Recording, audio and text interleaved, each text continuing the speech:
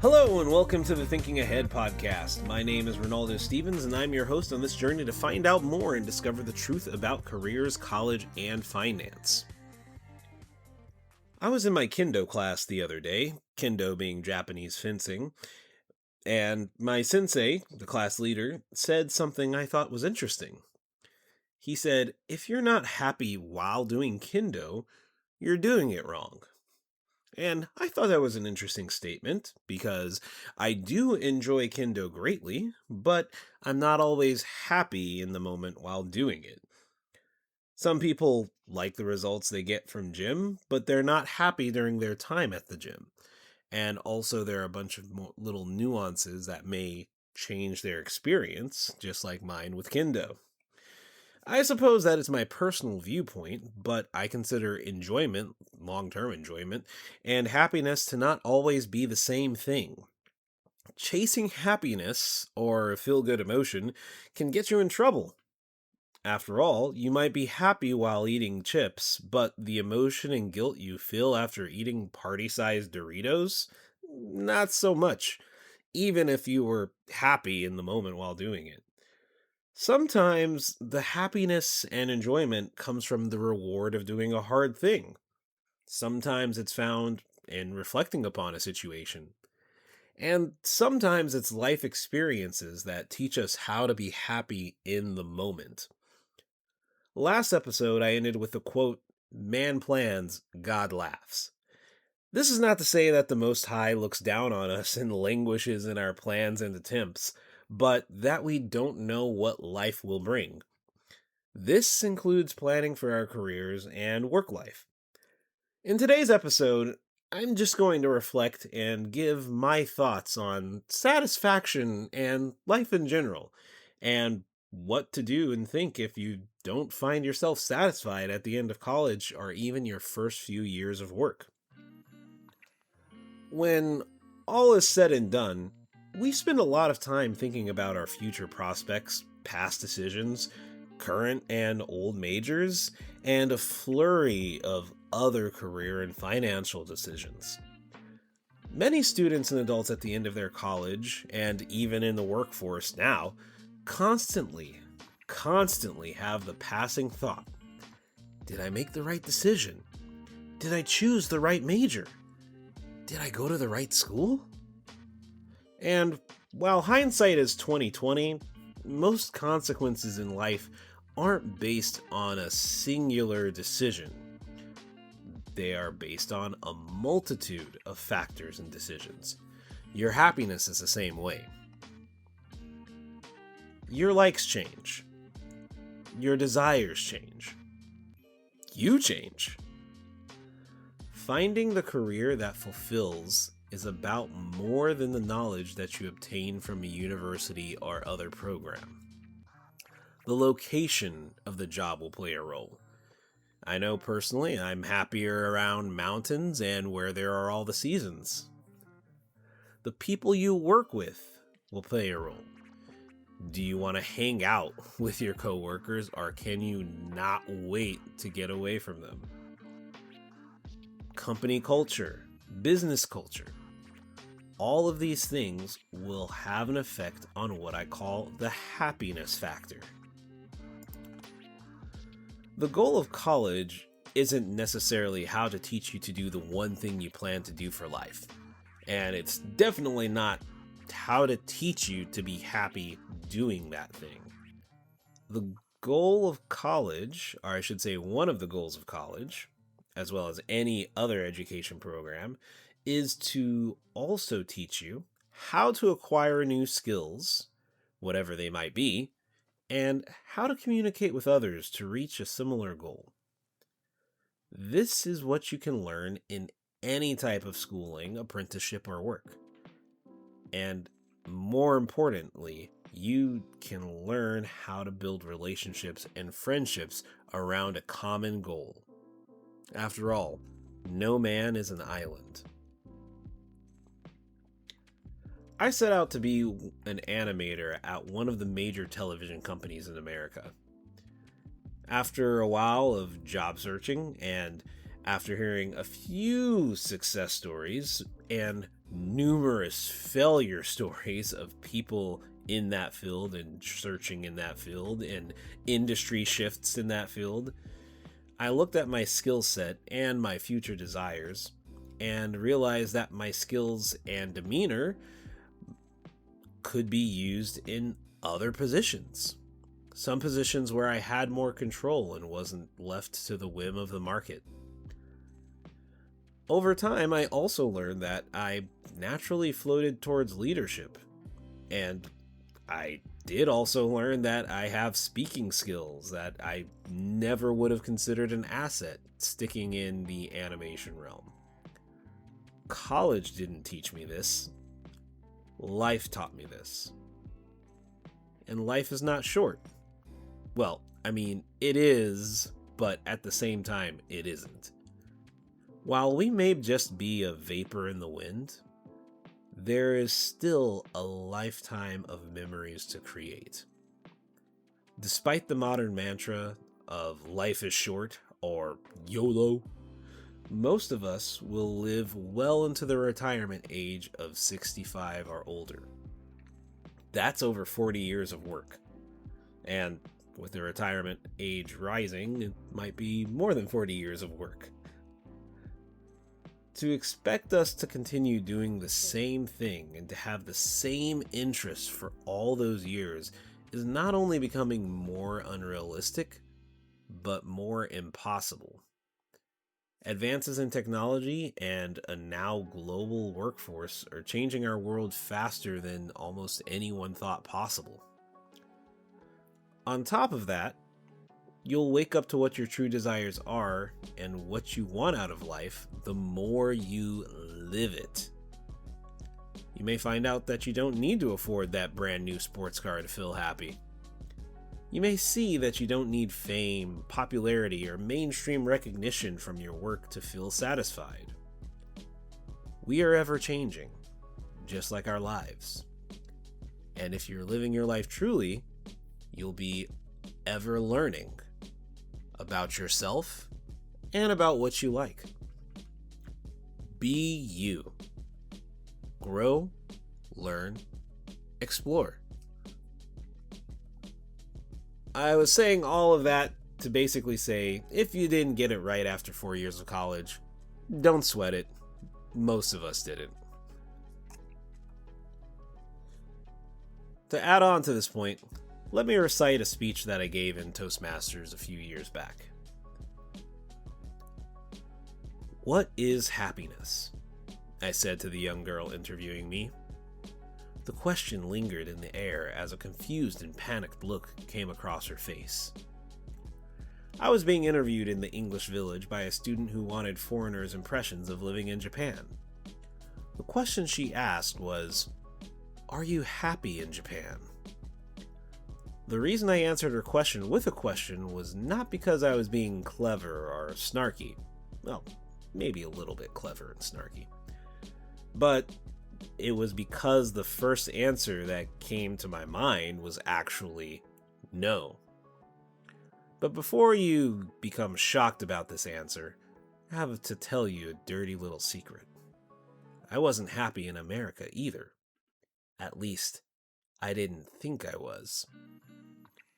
Travel with me back to 2015.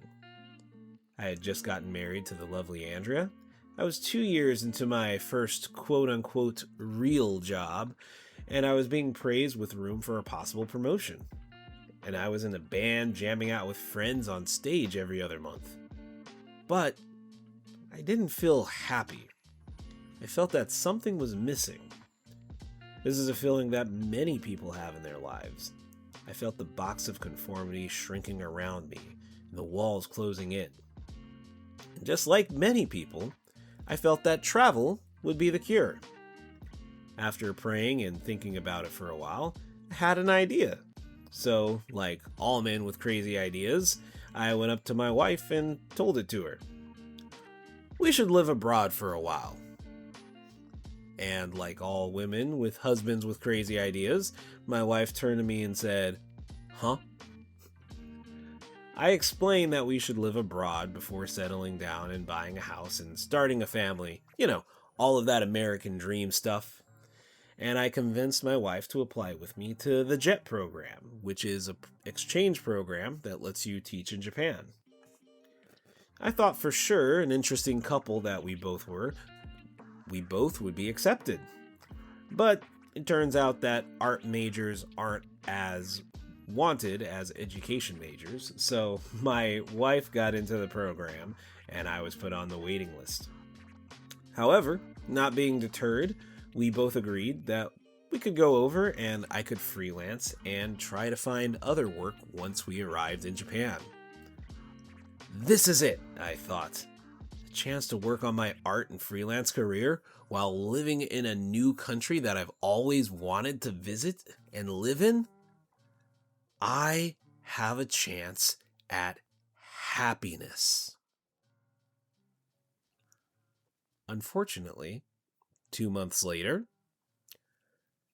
after moving to Japan, I found myself in a kind of depressive slump. Sleeping in late, staying up later, eating and drinking too much junk, all while not getting anything of real worth done. I was living overseas. I had the time to do my artwork and personal projects. So, why didn't I feel better? Why didn't I pursue wholeheartedly that which I thought I wanted? That which I thought would make me happy? It was around November of that year when I realized something. No matter where you go, there you are. What this means is that your unhappiness, your stress, your unfocused life, your disbeliefs, negative self-talk, that travels with you, travels with your body, in your mind. Some of those intangible, untouchable things are always there. And it's very important to take steps to shake them off, not just run from them. Like many people, I saw the changing of my surroundings as a changing of my life. And this can work sometimes. If you have bad influences, rotten friends or relationships, terrible bosses, getting away from that environment is important. But it doesn't always work if you're chasing the wrong thing and running from something. First, I made the mistake that most people make, and that mistake is searching for happiness. Rainbows. When in fact, I should have been, and still should be, searching for fulfillment.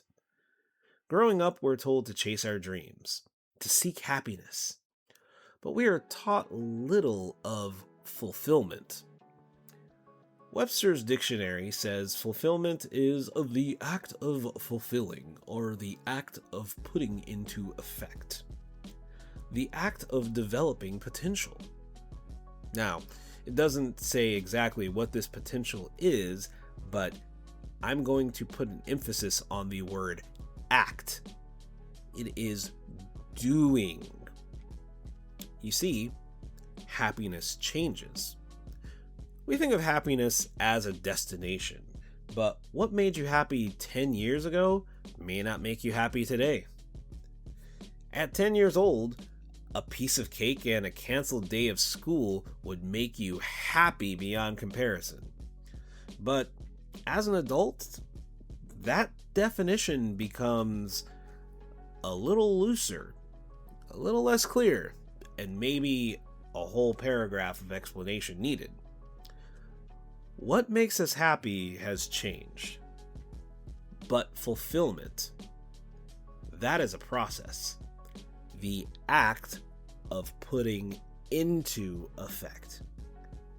The act. The action. In junior high, one of my favorite songs at the time came from an album called Happiness Is Not a Fish You Can Catch. That phrase stuck with me, but it takes time and experience for your childhood proverbs to truly have meaning. We speak of happiness as if it's a place or a thing we can keep in our pocket, but it is our actions that determine our happiness. Think about it. Really, think about your happy times. In the moment, you may not have realized how blessed you were. It was only in times of reflection that you can really feel that positive emotion. Or maybe, when you think back, you feel shame in not acting when you should have. According to BibleGateway.com, happiness is only mentioned in the New International Version Bible 6 times. If you include the root word happy, you get 26 times. Duty is mentioned 32 times in the Bible. Fulfilled and fulfillment together are mentioned 126 times, while work is mentioned over 500 times. Actions and deeds. Today, I ask you to reframe your life. Why? Because you shouldn't be searching for happiness. You should be working towards fulfillment. Do you want a fulfilled relationship? Talk with your spouse and do things together. Do you want fulfillment in your work? Give the respect you desire and work as if you already have the respect you want. If those around you don't respect you, don't feel bad about moving on and acting on your desires, acting on your dreams.